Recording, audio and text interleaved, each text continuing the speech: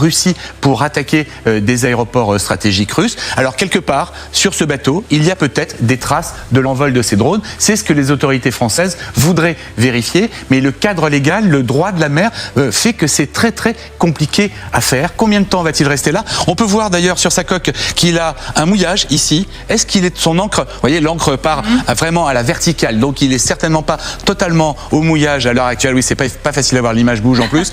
On voit aussi que ses moteurs tournent, mais ça c'est normal puisque à partir du moment où il est à la mer, pour alimenter tous les systèmes électriques de bord, les moteurs tournent quasi en permanence, même s'il est au mouillage. Merci beaucoup Xavier. On reste sur ces images et on va y revenir avec vous, expert en plateau. Merci encore une fois Xavier, c'était parfait. Combien d'hommes selon vous à son bord? Imaginez-vous, autre question effectivement, qu'il puisse y avoir là une plateforme avoir une plateforme d'envoi de drones dans le ciel danois. Pour l'instant, si on suit aussi ce qu'a déclaré le président de la République cet après-midi à ce sujet, la prudence s'impose, donc pas de conclusion hâtive. Ce qui est intéressant en revanche, c'est l'enquête qui semble en cours, ce qui vient d'être présenté, qui montre tout l'intérêt d'observer ce dossier, cette navigation. On voit bien que finalement, la question, il y a une question, c'est est-ce qu'il y a un problème technique, sujet qui avait été évoqué il y a 2-3 jours autour du sous-marin russe au large de Gibraltar, où nous sommes dans une demi-provocation, c'est-à-dire on n'est pas trop près des côtes, on est dans la zone un peu molle où le droit peut être bafoué, un peu distordu, etc. Mais on n'est pas encore dans les violations les plus complètes. Donc entre le technique et la provocation, on est en plein dans ces guerres hybrides dont on parle beaucoup ces dernières années sur ce plateau. Et dans ces guerres hybrides, l'espace maritime, il offre en fait une profondeur de champ. C'est-à-dire que c'est immense l'océan, ça semble banal de dire ça, mais c'est tellement grand que tout contrôler ce qui se passe à la mer est compliqué, c'est loin des côtes. Et c'est là où on doit mesurer tout le travail effectué par la Marine nationale dans la surveillance maritime, dans l'action de l'État en mer, à la fois pour protéger en cas de catastrophe maritime, mais aussi en termes de surveillance. Et on voit bien aujourd'hui que dans tout l'emballement autour des provocations de la Russie sur le domaine des drones, peut-être qu'en effet, on découvrira que les départs de drones se font depuis l'océan, ce qui ne va pas forcément de soi de prime abord, mais qui tactiquement est plus logique puisque depuis l'océan, vous êtes davantage caché des écrans radars que depuis des plateformes terrestres. Alors on est également avec Sergueï Gianov, encore une fois, merci d'être avec nous. Pour vous, la signature russe, elle est évidente ? Elle est évidente parce qu'on sait que ce bateau est parti du port russe qui transporte le pétrole russe. Peut-être l'équipage est aussi russe, mais ça, nous ne savons pas exactement. Mais surtout parce qu'il est passé par la mer Baltique et surtout parce qu'il était déjà soupçonné de faire des activités un peu provocatrices dans la mer Baltique. Il y a autre chose aussi. Vous avez parlé des drones, mais ça se trouve qu'il fait aussi une opération d'espionnage parce qu'il peut aussi porter des équipements électroniques qui peuvent écouter tout ce qui se passe autour de lui et sur les côtes françaises. Il peut aussi avoir des plongeurs sous-marins qui peuvent aussi faire des opérations dans les profondeurs de la mer. Donc vous savez, pour le moment, nous ne savons rien du tout, mais le problème, comme vous l'avez dit, comme vous l'avez souligné, il est dans les zones internationales et donc en principe, pour le moment, il n'a pas violé les lois maritimes, il a parfaitement le droit, malheureusement, de se trouver là où il se trouve et de ne rien faire si ça lui plaît. Alors, je vous vois tous réagir juste sur la question de l'espionnage. Est-ce que vous êtes d'accord, Sébastien Wiss, sur le fait que ce navire puisse servir d'espionnage, de navire d'espionnage le long de nos côtes ? Je ne sais pas si il s'agit d'être d'accord ou pas d'accord. Il s'agit d'être conscient aujourd'hui que dans cette guerre hybride, tous les moyens sont déployés et que, encore une fois, la mer est souvent en phase avancée sur des attaques, des menaces, parce que c'est malheureusement un peu le Far West, la mer.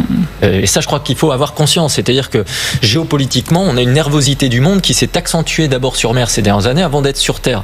Et en fait, ce qu'on vit là, c'est un phénomène qui illustre que le droit est encore très flou dans le maritime, même s'il y a les eaux internationales et les eaux territoriales.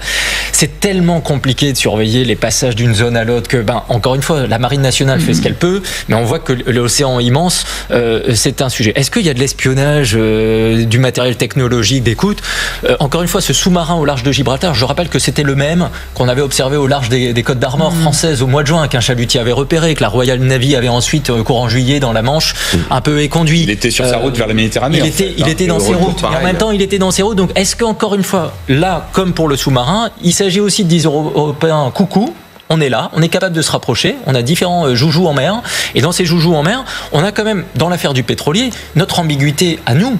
C'est-à-dire qu'aujourd'hui, est-ce que le sujet va être que dès que quelque chose est russe, nous allons mettre un affolement général, et je trouve que nous sommes confrontés à quelque chose qui n'est pas très clair aujourd'hui dans la stratégie européenne ou française, qui est de savoir est-ce que nous sommes en conflit ouvert avec tout ce qui est russe, et la question stratégiquement est délicate parce que je trouve qu'aujourd'hui tout ce qui est russe devient suspect et on a un emballement un peu fort. Je voudrais pas rappeler les épisodes Nord Stream, etc., où on avait dit que c'était la faute de la Russie et on a découvert ensuite que c'était des Ukrainiens.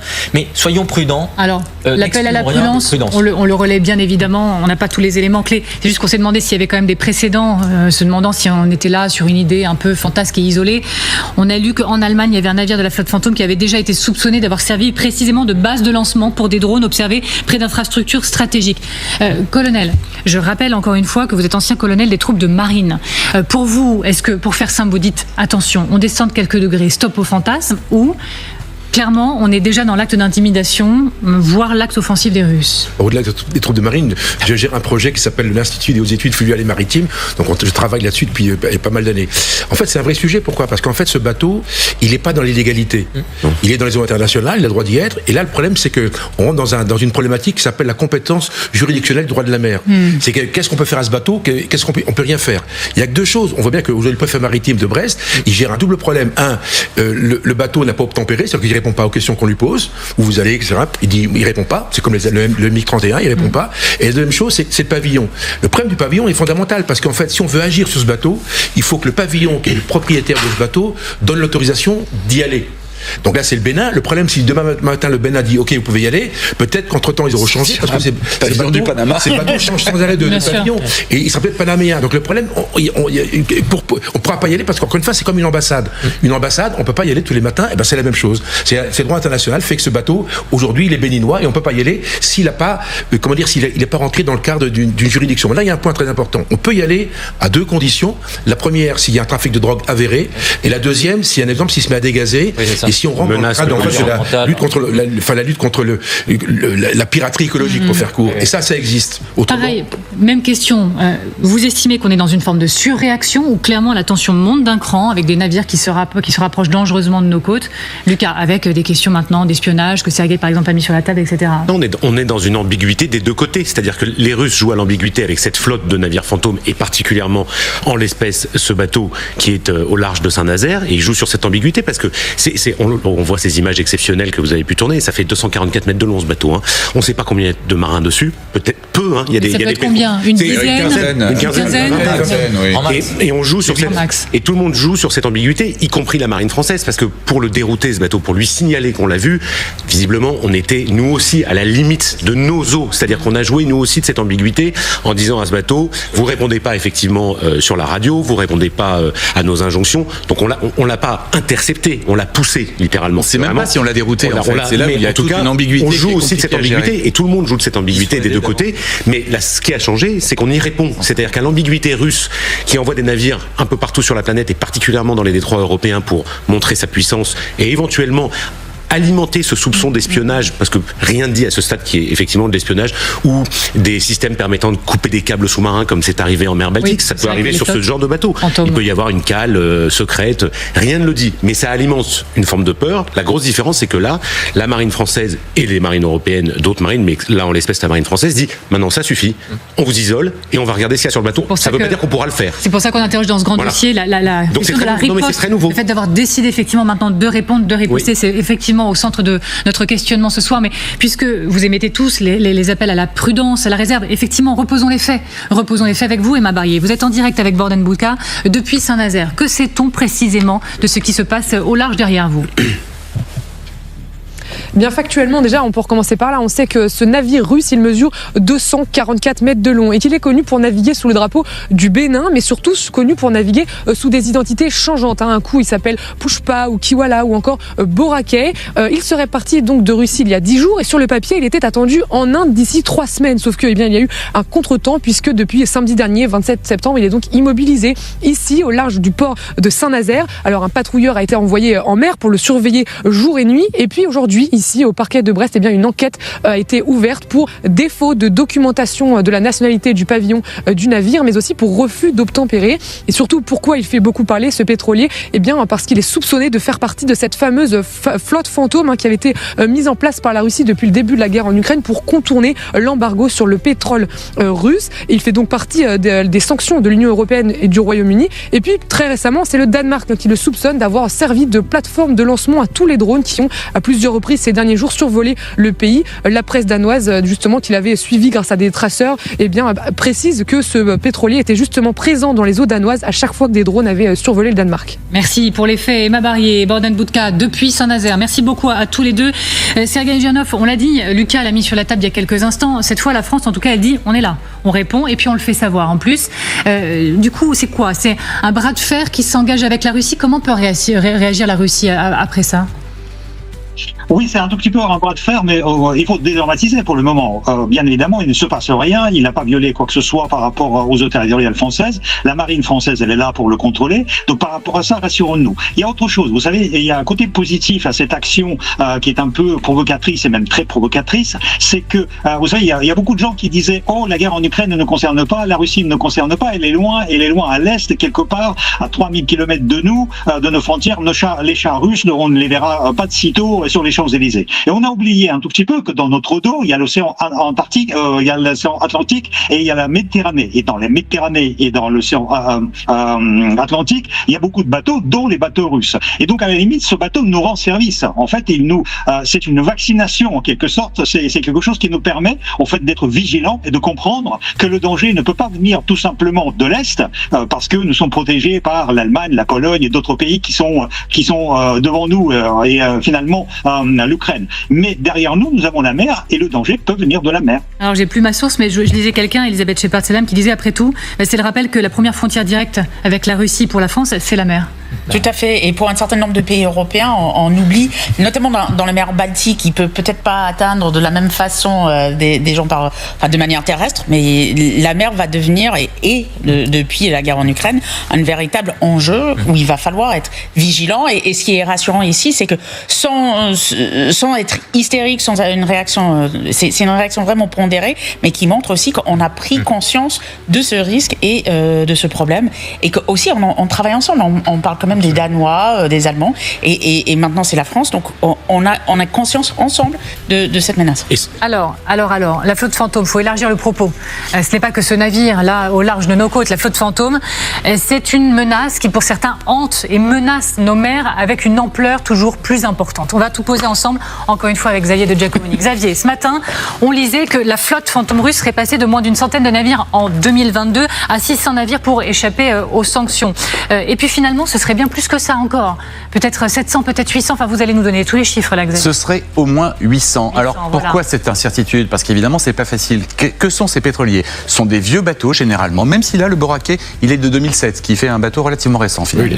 Oui, mais ce sont des bateaux qui échappent un peu à tous les radars, des bateaux qui sont soit pas du tout assurés, soit très très mal assurés, par des compagnies armées, par des compagnies dont on ignore la plupart du temps tout, dans un méandre de montage financier, mais qui transportent tout de même une immense richesse pour Vladimir Poutine, 600 millions de barils de pétrole par an, pour un total estimé de 35 milliards de dollars par an. Donc là, on est vraiment sur des estimations, mais vous voyez l'ampleur, c'est extrêmement important pour l'effort de guerre de la Russie, et sans ces navires, eh bien, la Russie ne pourrait absolument pas exporter son pétrole. Or, elle a déjà des problèmes quand même. En Chine, certains ports ne veulent plus de ces bateaux, notamment pour ces problèmes d'assurance. En Inde aussi, il commence à y avoir des problèmes, et il commence peu à peu à y avoir des contrôles, mais sachez que jusqu'à aujourd'hui, jusqu'à Boracay, on a essayé d'en contrôler a priori 3 de ces bateaux seulement depuis le début de la guerre. Merci Xavier. Il y a une zone en particulier, c'est souvent la même. La mer Baltique est au cœur des tensions sur ce sujet. Regardez maintenant comment la France, dans le cadre de l'OTAN, organise les patrouilles aériennes pour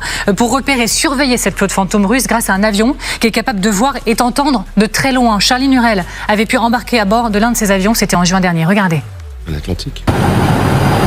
Tout ce qui peut assimiler un bâtiment militaire, donc les radars qu'on va détecter, forcément ça va aussi nous attirer. On va essayer de récupérer le nom, toutes les informations. On va regarder un petit peu tout ce qui se passe sur le bateau, si on détecte une activité suspecte ou non. On est assez attentif à tous les bâtiments de commerce, notamment à la flotte fantôme. Et on a des consignes avant de partir en vol. Et le but, c'est d'identifier ces bateaux-là. Sébastien Abyss, on est dans une surveillance qui est quotidienne désormais de cette flotte fantôme. Expliquez-nous, qu'est-ce qu'on met en place au quotidien? Est-ce qu'il y a quoi? Des dizaines d'avions, des dizaines de navires qui sont en permanence au large, par exemple, dans la Manche, qui surveillent ces bateaux-là? Non, c'est pas possible. Encore une fois, l'océan c'est immense, donc c'est très difficile de savoir tout ce qui se passe, de nuit comme de jour. Parce qu'évidemment, de nuit, c'est encore plus compliqué, ça va sans dire, mais il faut le rappeler. L'autre chose, c'est, encore une fois, la mer, les eaux internationales, c'est comme le cyberespace, c'est comme le cyberinformatique, on a des zones de Far West encore aujourd'hui, où la loi du plus fort domine, et le droit est imparfait, dans un monde qui, par ailleurs, le détricote aussi. Donc, nous avons une mer où, aujourd'hui, des pratiques qu'on pensait ne plus exister ont été redéployées par certains acteurs, dont la Russie, à faire parfois du troc aussi en mer, c'est-à-dire du transbordement. On va décharger du pétrole d'un pétrolier à un autre parce qu'il va passer sur un autre pavillon, ça va brouiller les cartes. Ce que la Russie fait sur le pétrole qu'on commande souvent, il ne faut pas sous-estimer ce qu'elle fait également sur les céréales. Elle exporte pour 10 milliards de dollars par an de céréales. C'est le plus grand exportateur de blé de la planète désormais. Et la Russie a transbordé parfois du blé pour pouvoir le mettre sous autre pavillon. Bon. Donc on a du troc parfois en mer, y compris pour échanger d'autres marchandises avec certains pays. Et on a besoin de décharger parfois du pétrole en Inde pour qu'il soit raffiné en Inde. Et l'Europe a parfois acheté du pétrole russe via l'Inde. Tout comme parfois certains pays ont acheté du blé russe à travers les plateformes logistiques, Emirati ou autres, pour ne prendre que ces exemples. Mais donc, on lutte contre ces navires. Comment on lutte contre ces navires? Je lisais, pardonnez-moi, l'amiral Benoît de Guibert, préfet maritime de la Manche, c'est pour ça que j'en parlais il y a quelques instants, et aussi de la mer du Nord, parce que quand même étendu tout ça, en juillet, il disait une dizaine est suivie quotidiennement dans la Manche. Alors, une dizaine suivie quotidiennement. Il faut savoir qu'il y a des transits maritimes. Donc il y a les grands océans, ça c'est incontrôlable, Sébastien a parfaitement raison, c'est incontrôlable. Par contre, ces bateaux passent par des passes, par des endroits plus resserrés. Gibraltar, le Danemark par exemple, le Danemark et la Suède, la sortie de la mer Baltique, c'est petit. Et donc vous avez des passes. Donc là on peut les contrôler, on sait quand ils sortent, on sait quand ils entrent. Et c'est à ce moment-là qu'on les identifie. On dit tel bateau est passé. Une fois qu'il est passé, après, si on a un doute sur le bateau, ce bateau-là par exemple, puisque lui était au large de Copenhague, enfin au large du Danemark, on l'a suivi. Donc on l'a suivi tranquillement, pote, il s'est installé là. Donc on l'a suivi. Donc on a mis un avion, on a des avions qui servent à ça, qui observent. Après c'est référencé. L'informatique, on rentre la taille de l'avion, vous avez un dictionnaire des bateaux. Donc les 800 bateaux qu'évoquait Xavier il y a quelques minutes, ils sont référencés. On sait que c'est un bateau comme ci, comme ça. Il y a 6 mois, il était panaméen. Aujourd'hui, il est libérien. Après-demain, il est béninois. À vous écouter, parfois on dit bon, tout ça est devenu tout à fait. À vous écouter, parfois on se dit tout ça est devenu tout à fait normal et finalement entrer dans notre quotidien. Mais nous, mais vous, parce que vous êtes au cœur de ce sujet-là. Mais pardon, mais pour des personnes comme moi, on se dit mais moi j'ai vu les chiffres avec Xavier. On est passé de 600 à potentiellement 800. Peut-être même plus, sans doute plus. Tout ça, c'est en train de prendre une forme d'ampleur. On est complètement à côté de la plaque. Vous avez parfaitement raison. Le problème qu'on a, c'est qu'on superpose les problèmes. En fait, ce bateau, il transporte du pétrole. Pourquoi il est arrêté? Vous savez que les cargaisons de pétrole, elles peuvent se vendre plusieurs fois dans l'itinéraire. Lorsqu'il part, il part de Russie chargé à bloc avec du pétrole russe. La cargaison est rachetée par les Indiens à l'instant 3 jours après par n'importe qui. Donc ce bateau peut s'arrêter. Donc là, il est arrêté. Ils font tout ça, les pétroliers. Ils attendent qu'un client ou éventuellement une transaction qui est en cours. Et donc c'est possible. Ça, c'est le premier point. Donc en fait, le problème, ce bateau-là, on lui applique une problématique qui est en fait quoi? C'est le transport de drones. Mais en fait, c'est un pétrolier. Alors que ça, c'est interdit à cause des sanctions qu'on a mis en place, etc. Donc on peut pas le contrôler. Alors, on peut le contrôler que s'il vient sur nos ports. Sergueï Girnev, vous êtes toujours avec nous. Est-ce qu'on sous-estime encore, selon vous, l'ampleur je vais appeler ça un phénomène, et est-ce qu'on sous-estime encore la capacité de la Russie et à contourner les sanctions et à dissimuler et finalement à nous passer sous le nez, quoi?